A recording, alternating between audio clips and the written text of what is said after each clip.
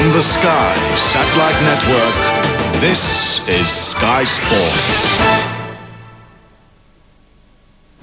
This week on NHRA Today, John Force looks back in laughter on the funny car season. Ride along as we see the champ learn how to turn. We'll meet the funny car driver who sees spots before his eyes, and funny guy Fry awards the funny car bobbies. From John Force Racing in Yorba Linda, California, these stories and more on this edition of NHRA Today.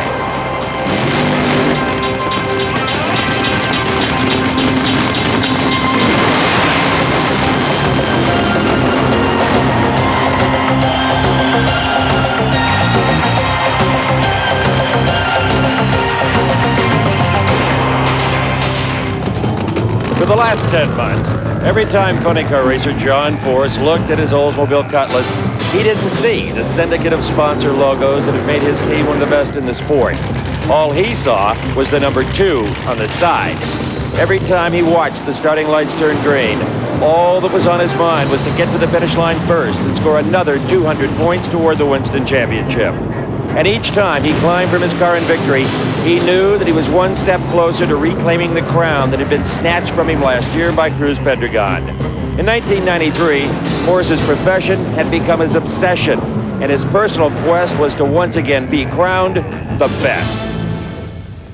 Hello, everyone, and welcome to this edition of NHRA Today. I'm Steve Evans, and indeed, we are coming to you from the Force Fortress in Southern California.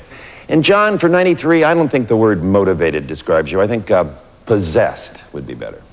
Well, after the whooping we took last year, there was nothing left but get up, keep morale right, and come back fighting. That's what we did. John, you started off 93, focused on Cruz Pedregon, but that kind of changed along the way. Steve, I don't think that kid really realized what he did when he took that championship from me. I went to bed every night thinking about him, waking up every day thinking about him. I had Cruz on my mind, and even after we took him out of the points situation where he couldn't catch us. Your obsession with Pedregon carried over off track a little bit. Well, I know, Steve, that's a little embarrassing, that situation that took place. And if you're talking about with my family heading for Seattle to the race, right then the points deal was starting to be a deal where we were marching and we thought we could move on him. But there again, Cruz Pedregon, that's all I was thinking about. And that afternoon, we pulled into a McDonald's to get the kids their Happy Meals, you know the deal. And I walked in there and it was Cruz this and Cruz that, and all my wife was talking about, can't you get off this kid for once? And that's not how you're going to win. You got to be motivated and directed. And right in the middle of all of this big old speech, which the family thinks are on vacation, and I'm in the middle of a war, my little girl looks over and says, here, Daddy, look what I got. And I look around and it's a Cruz Pedregon McDonald's car, right? And I had a major fit. I got out of the car and jumped up and down, and you know, I'm embarrassed about it, but see, you have to realize the focus. We lived that deal, and it was just bad timing for the kids. I got them another one. What happened to the little car that came in the Happy Meal? I jumped up and down on it, stomped it a little. I told you I'm embarrassed. First race of the year, Pomona, you got a big break. You were beaten. Well, we tell you, luck's what it's all about. Bazemore was in trouble. I thought he was going to run over me and took out the cones, and the kid did a great job. Luck have it, we were back in and on to win the race. Yeah, but then you went to Phoenix and Pedregon steps up. Well, he did again, and you know, what can I say? It was war out there, and I was watching him all the time, and it was too early in the season to think about winning a championship. Okay, Houston started a 5-race win streak. That's when the stuff happened. We started to rock and roll. I told Corey, burn this thing to the ground, and the harder he pushed it, the better it ran. And to put those numbers on the board and set the national record, it was a great day. At Gainesville, a new player stepped up. Freddie Neely, what a drag race. Quickest side-by-side race in history, I think. You both ran 5:09. You know, the car, you know, you talk about magic. This race car had magic. It was like, when's something going to go wrong? The only thing that ever went wrong was payroll and bonuses. All right, Gainesville. Gainesville to Atlanta. And Etchells in the final round, you embarrassed him a little bit. Well, had to. Let me tell you, I worked real hard. I live with that Christmas tree in my trailer. I carry it with me because I knew that this race car, when it ran numbers, it would do the job for me, and when it didn't, I had to. And I pulled a lot of them out. I did my job. The first pass you made, in qualifying even, at Memphis, what went through your mind when you passed that spot where you burned that car to the ground? The crash. It kept. I'm not superstitious. I don't worry about walking under ladders and stuff. But I tell you what, every time I pull up that start line, I look down. I always call her death row out there. You know, I looked down and I kept thinking about, man, there's something happening here that just it's not right, and I couldn't shake the feeling. Right into the final. It wasn't until I cleared the lights that the memory of the crash at Memphis kind of went away. Right now, let's have a look at a little clip we put together that shows John Force trying to turn left and right and then just left. In his quest to learn how to turn, John's first stop was the North Carolina Motor Speedway, home of the Buck Baker Racing School.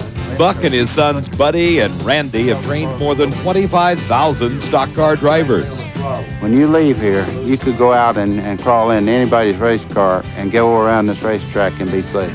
Because of Force's fiery reputation, Buddy was leery to learn that John would be his student.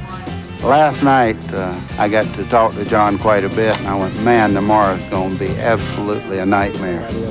But when he got out here, he's like every professional person I ever worked with in my life. And when he got in the race car, no more John Force that you see out here having a big time. He got serious, he started doing the things right, and it was a pleasure for all of us. These people know their stuff, obviously, the whole bunch. I mean, it was just, I had a ball. After riding around the track with Buddy, they traded seats to give Force a feel for the curves. I always thought with these speeds that I get out here on these roads that I would have quicker and faster reflexes just because I've run at such speeds. But the whole ball game changed when you come to a curve. Once Buddy felt Force had mastered the basics, it was time for John to solo. When you can feel that tire sliding underneath you, it's unbelievable. And I've been in enough crashes and almost nothing scares me. The fear's back. The fear reappeared later in Long Beach when Force competed in the Toyota Pro Celebrity Race against a field of 15. He started with the pros in the third position. Force's strategy was to lay back a couple of laps and let everybody else play tag with the wall. But as the final toll of Toyotas was taken, Force finished relatively unscathed in 7th place. And it was just a real exciting deal, and just to be part of it was really neat. But John, you had some fun doing that stuff. But Englishtown, 501, we celebrated, didn't we? That's when we knew we had the magic. I mean, that's when the whole team pulled together. That was probably the highlight of my whole year. Down through that alley, fire over both sides of the roof, and hearing Bernie on the radio, 501, we're yelling and screaming. It was unbelievable. And then the final round at E-Town, there was that pesky Etchell. It was spectacular. I tell you, Coyle and Bernie again, put her down the alley. She was like a bowling ball on revenge, man. Straight as an arrow and mean as could be. Your mechanical good fortune had an interruption there in Columbus. Well, it really did. And I remember coming back after we lost. It was breakage. Coyle and Bernie sat in the trailer and said, well, you wished that on us. And I said, what do you mean I wished it? They said, Force, all we've been hearing is that we're doing too good. Well, it was our turn not to. Gordy Bonin won that race and got your attention, and he was going to dog you a little bit. There again, I saw a kid we knew he could drive, and Roland Leong and that team was stepping up, and it was all a matter of budget for him and him taking that race. But it was a good feeling because the strength of funny cars is what keeps us alive, and Bonin to come back and run like that made us all happy. The next race, you saw a lot of him in the final round. Yeah, well, hey, he's a heck of a driver. That's a heck of a team, and I was starting to worry about him. Thank God he ran out of budget. All right, the traveling acceleration show headed west. Denver, you had a nice backpedal battle with Pedregon. Yeah, well, he got us, but every dog has his day. But that only made us mad, and that motivated the whole. I can remember saying this is a turning point every round. Coyle and them used to look at me like, God, we're tired of hearing that. All right, Sonoma, you got beaten in the final round by a good friend, but an unlikely candidate to be there. Yeah, but let me tell you, some old hooves, he'll jump up and bite you when you're not looking. And I think we concentrated so much on Cruz and Etchels that Hoover was out there sliding around, and he jumped up just like the snake would do. He bit you when you weren't looking. We all loved going to Seattle, beautiful town, great racetrack, and you particularly enjoyed it. It was really good, always being there. It's a beautiful racetrack in the trees, and my family was there. The Jolly Rancher race made it really exciting, but mainly focused, take Cruz out, take him out. His old hound dog was running, and so was ours, so it was a matter of battle of the trees, and we nicked him. Seattle to Brainerd, where Chuck Etchels was again John Force's nemesis, but on to the U.S. Nationals when we come back.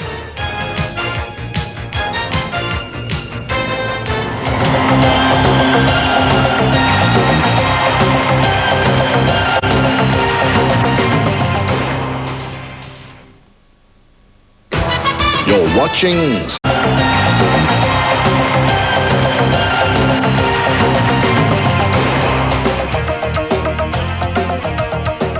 Welcome back. We're still talking to John Force. John, don't you get tired of me every year at Indy doing a TV thing? John, you've never won Indy. Yeah, I got sick of hearing that. For about 20 years, I've been hearing it. But Indy, we were on. Let me tell you, all the money I invested, it was unbelievable. Final round at Indy, you're racing a guy whose name I don't think you could pronounce. Zaki is his name. The Zaki. battle wagon from hell, as we call it, with the great Jim Dunn. Unbelievable guy. You know what was really cute? I've been accused of psychologically playing with Etchells and Cruz, but when that little Zaki come over and said, "Mr. Force, you'll be mad at me if I beat you at Indy," I looked at this kid, I said, "Are you nuts? Leave me alone, would you?" He said, "I'm sorry," and he went off. And then he shut off. I thought he did me a favor. All right, after Reading, you clinched the title. On to Topeka, a little personality change. It wasn't your best outing. No, did we win or lose? I won so many, I can't remember. Did we win Topeka? Well, somebody else ran in the 4s and somebody else ran 300. Oh, God, yeah, that's the weekend I got real brain dead out there. My old heap could walk on water, and or at least that's what Coyle and these guys convinced me of, and I just thought it was indestructible. But you had to look at her. She ran O's spinning the tires in the heat of the day in the bad lane, and that big call for me when I shot my big mouth off to put up that 25 grand with Castrol, well, that was a bad call on my part, but I really believe, based on what the computers and my guys said, we could do it. There was only a couple cars that really had a shot, Hoffman, Etchells, or Cruz at putting it in the 4s. And I said, not a chance. They'd have to pull one out of the hat. Yeah. And that's exactly what they did. But I think God sat up there and said, 20 years, I've been giving this old bum Forrest a hot dog just so he can race. And now he's standing out here giving money away, and I think they all just voted, take the cash and put it in the other lane. We did a burnout, backed up. We had a break go bad on the race car. Something, never had anything like that all year or in a long time. And I was put out of the race, and I had to sit there, and I said, well, Etchell still got to pull a miracle out of the bag, but they shot for the moon, and they found it. So then 300 was left. Yeah, well, you know my motivation. After we won the championship, it was on to run into the 4s, or knowing that we had the championship locked up, and we didn't get the 4s, so then it was on to running 300, and then here comes Epler down here in this bonfire and runs out the back door and runs 900 miles an hour. I just wanted to give up. I just told Coyle, I think I'm just dead. Somebody just shoot me. You left Topeka wanting to put a bullet in your brain, but you went to Dallas, and boy, did you get some revenge. It's really tough to recover from stupidity, Steve, and giving away my money. I had to fight to get it back. Crew was all looking at me like I went nuts. Everyone was thinking, if he's got this kind of money, well, I'll ask for increases. But Dallas, we were back, right on the numbers. That car ran O's, it got quicker and quicker, and it was working toward the 4s. We figured Dallas, we were off, but Dallas, we were on. Well, you got the 4. That was exciting. Then you got Etchells in the final. Yeah, that kind of gave us back, because a lot of the fans were looking like, Forsey, you said you could do it, and then you didn't do it. You really let us down, and I really wanted him in the finals. We were hungry. I went in deep, did everything. Car probably ran quicker than what it ran, but put her in deep, just had to get a hole shot on him, teach that boy a lesson for what he did at Topeka. Pomona, final race of the year, home track, hometown fans. The first time the car had smoked the tires like that in almost 2 years. Well, there again, I think it's all destiny. I think the roads are made up there in heaven, and you got to just take what comes. We did everything we could to prepare. The team come in. Whatever we do, don't get lost in families, world championships, stay away from the parties, and do their best. They did their best, and it wasn't our day. John's always been a fan favorite, we know that. But this year, another funny car got a bit of a following in an unusual manner. Here's Dave McClellan to tell us about it. Things are done a little bit differently in Stephenville, Texas. I don't know how much of you I'm going to see, but... Located 60 miles southwest of Fort Worth, the home of funny car racers Brent and Vicki Fanning is a far cry from the world of drag racing. I think I'm pretty lucky. I have both worlds, you know. I enjoy both worlds, and it's completely different. Vicki, who performs several duties for the race team, works just as hard at her business of taxidermy. A lot of people don't consider taxidermy any type of an art form, but it is, and I feel like I've accomplished a little bit of the art form the better I do. And I have a long ways to go still, really. Brent, a third-generation dairy farmer, learned his trade working side by side with his father and grandfather. My granddad started the first grade A dairy in Erath County. In exactly what year? I think it was a long time ago. Actually, the farm's been in the family some 65 years, and both Jesse and Zena, the next generation, already have their own chores and responsibilities at the dairy barn. With over half of the family's 160 cows producing milk at any given time, the process of milking can take over 2 hours and is done twice a day. Every cow will give anywhere between 30 and some cows will give as much as 120 pounds of milk a day, which is 6 and 8 gallons of milk a day per cow. These 5 cows here, one milking will give 20 gallons, and we milk 100. So you get a lot of milk. When Brent's away racing, it's dear old Dad who keeps the milk flowing. This is my dad, Bill Fanning, and I couldn't go drag racing at all if it wasn't for him. He does everything around here when I'm not here, and most of it when I'm here. And so I couldn't do it at all without and he'll tell you. So it's no wonder why the Fannings own the only nitro-powered bovine, and why they are such a big hit with the fans. When they really enjoy it, it makes me enjoy it more, and I've kind of let that go over to where I've put more emphasis on that than I do on my racing, because I just enjoy making somebody else smile and laugh. Makes me sound like Roy Orbison. See, I told you, things are done a little differently in Stephenville. Angel, don't you cry just because he said goodbye. The two guys who made this the quickest, fastest season in funny car history did so with ease, as in Etchells and Epler. That Chuck Etchells became first in the fours and not fourth surprised even Chuck. It's just a milestone. I think it's going to stand for a long time. What can you say? I'm speechless. That same weekend, Jim Epler broke the 300-mile-an-hour barrier. If I had to take a little of Etchells' thunder from 300 miles an hour in a funny car, who would have ever thought it? Congratulations to Chuck Etchells and Jim Epler. You know, John, if this was Comeback Tour 93, 94 may be survival year. You got Etchells, you got Hoffman, you got Epler, you got Bonin, you got Cruz. They're all going to fire shots at you. It's really, yeah, they are. It's really exciting. Hey, I've been beat up by the Dodge from hell. I've been whooped by a hamburger stand, and now they tell me I got to race a camel. What's next? There's not much, but they're all adding help. They're following your lead. Yeah, well, I'll just add 3 or 4 more, whatever makes them happy. No, hey, we're excited. See all this stuff back here behind me? It's all obsolete. All these race cars, I own 6 of them. We're going to shove them out, send them to Australia. And we're just going to come back with a whole new car design, whole new chassis design. The new stuff's coming. We're going to break their backs again. Been rumors of a second car, maybe even a dragster. Any truth to that? Well, there'll be a whole bunch of race cars. Not a dragster. Looking at maybe a backup car, but right now we got the team for it. I don't have the budget from it. The boys aren't going to get any easier next year. They're going to get tougher, but we're going to come back and we're going to give them hell. Well, some people who have been there and back are winners of this year's Bobby Awards in the Funny Car Follies. Here's Bob. What a guy, Fried. There are plenty of dubious achievements among the fuel coupe contingent, so let's start off with the In-N-Out Burger crew, winners of the world's slowest body blow-off award while towing through the Pomona staging lanes. Winner of the medium-speed lift-off division is Bob Elliott, who ran over his headers and tagged the wall in Gainesville. Paula Martin gets the What Are You Doing the Next 4th of July award for her clutch fireworks at Seattle. And for fireworks the other 364 days of the year, well, you choose from these efforts from Whit Bazemore, Mr. Run 300, then Burn It Down Jim Epler, or the appropriately named Flash Gordon, who really ought to consider another nickname.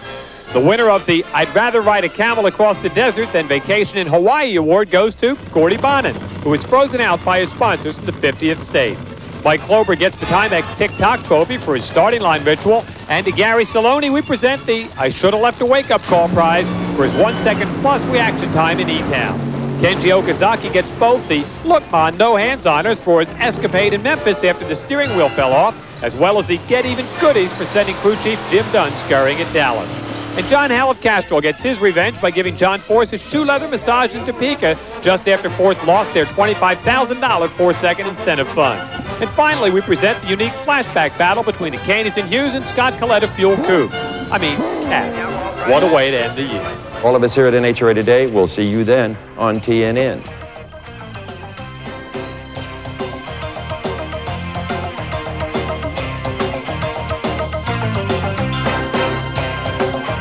NHRA Today is a presentation of Diamond B Sports.